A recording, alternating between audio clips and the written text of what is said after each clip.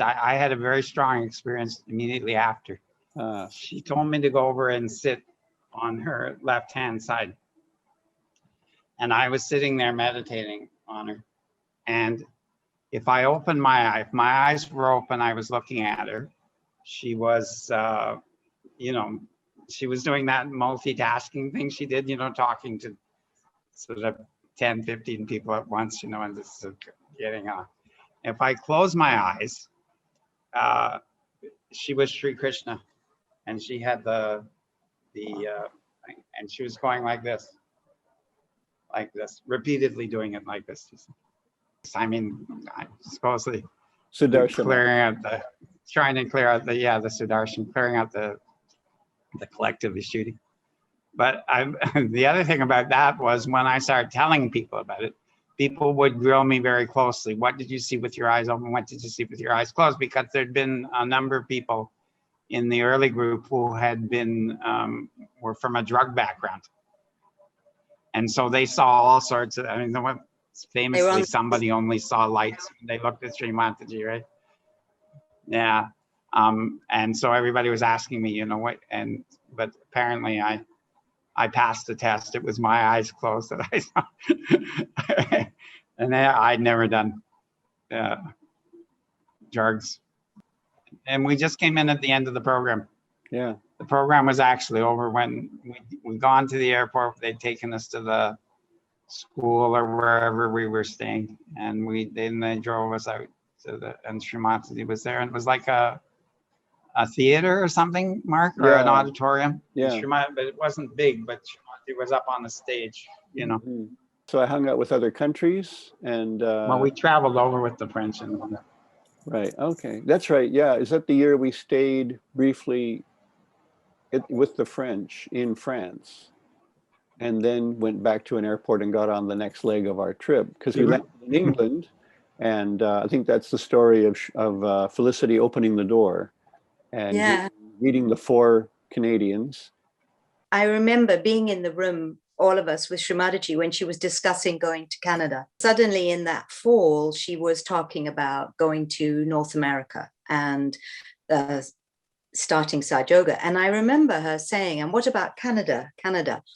And because there was no yogis there at all. And then Graham's brother, who wasn't a yogi, was living in Vancouver. And I can remember the discussion going on, you know, okay, yes, we'll get him to, you know, book a hotel, book a room. So his brother did everything. And Sri Mataji went, she must have gone with somebody, I don't remember, and did the whole program, you know, on her own.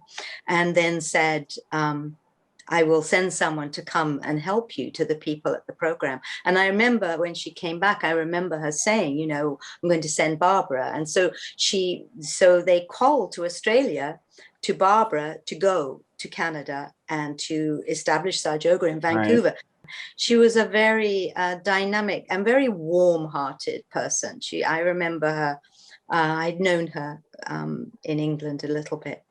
And then, so cut to December, I'm in the ashram waiting, getting ready to go on tour myself. Yeah, I suspect it's actually early January, Felicity. Yes, you're right. We'd had Christmas. Yeah, you remember the dates better than me. I think it was first week of January. And suddenly I heard that the Canadians had arrived and there was no one in the ashram, hardly anyone in the ashram. They were all at some other meeting and I was packing and getting ready to go to India. And I remember you all coming up to my room and just sitting, and it was like this, you guys were so sweet. I don't remember Laurie, but I guess she was with you. But I remember the boys and the young men and just this lovely fresh air. You're so warm and bouncy and that was it. So I remember we spent some time that evening just chatting. I don't remember anything much more than that. And then you went off on the rest of the journey to India ahead of me. And then I remember arriving in India, and somehow that whole first part of the tour, I kept finding myself with you guys, like, you know, and And I can remember just feeling, oh, this is nice. I felt very comfortable. It felt very comfortable and good to be with you all.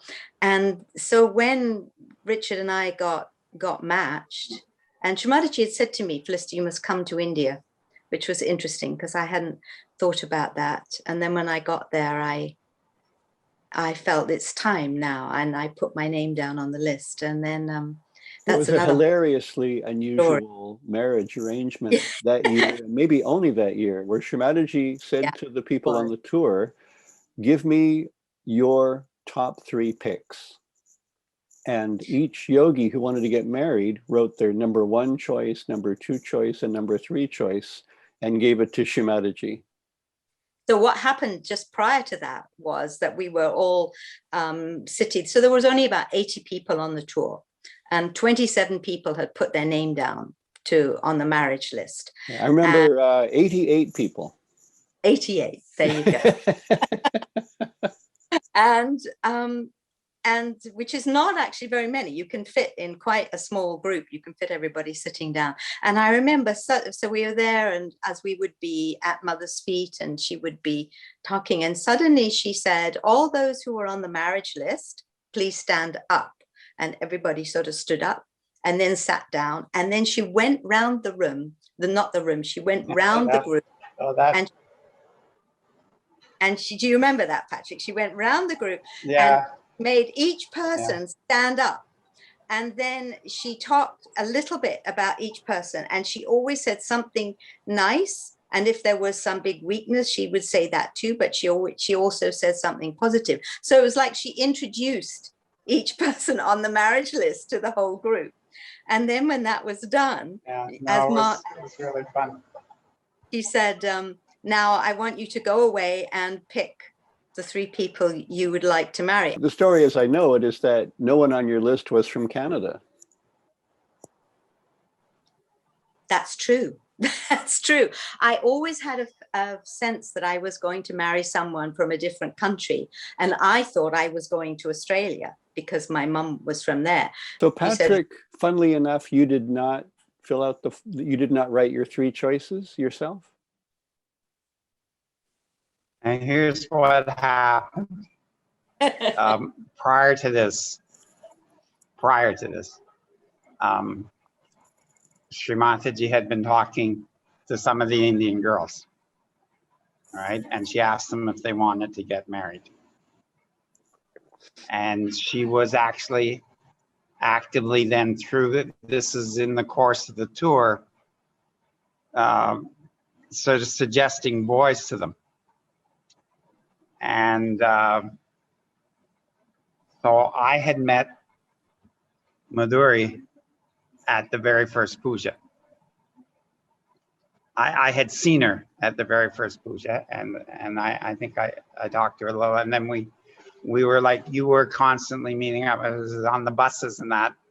I mean, there was a certain amount of intent behind it. It wasn't completely accidental. So at one point, it was suggested to her. And she said, all right. So then Srimati called me in. And I thought I was in trouble because we'd been told not to talk to the Indian girls at the beginning of the tour. You know, they were too innocent. So I took my time getting to see Srimati. We were at Vaiterna, right? This all happened at Vaiterna. And when I did get there, then Srimati kept me waiting quite a long time, which actually, when you think of it, is not the worst thing in the world, because you're sitting there for long hours at a time and your attention's on Srimataji, right? It's a sort of treatment, really, that nobody's really going to complain about. But eventually, I did manage to talk to her, but at one of the public programs, you see. And it was sort of inconclusive.